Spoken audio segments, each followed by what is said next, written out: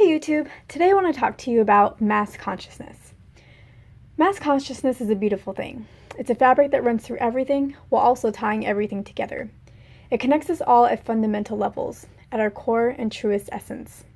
You don't have to try to be a part of it, you simply always are. Through mass consciousness, we can find the best of ourselves as a whole. You could say that there have been times when the masses have shown the worst of themselves in our history.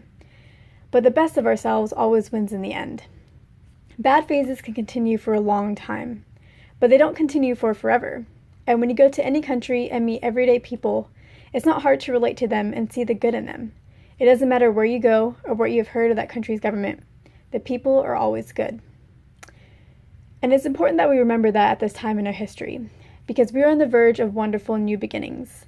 Seeing people for who they ultimately are, good, will add fuel to the wonderful things that are on their way to us. And it's important to remember that things are going well for us. There's a lot to love, appreciate, and celebrate. Pay attention to those moments and reasons to light up and feel good.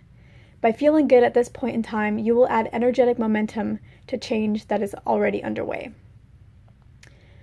We are being watched by many, and ETs are a part of that, but even more important is that we're being watched by Source.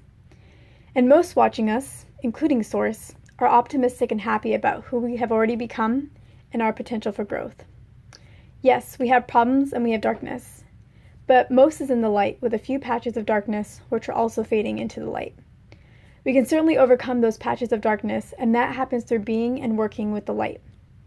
Find the causes that resonate with you and go after them with your whole heart in whatever way feels fitting to you. Contact your political representatives and participate in our transition in ways that feed the fire in your belly. You know what the right thing to do is, and you will know what the right step to take is. It's those actions that urge you, compel you. It's the actions that are driven by passion and emotion first. You don't need much motivation to do them, rather you can't hold yourself back from doing them.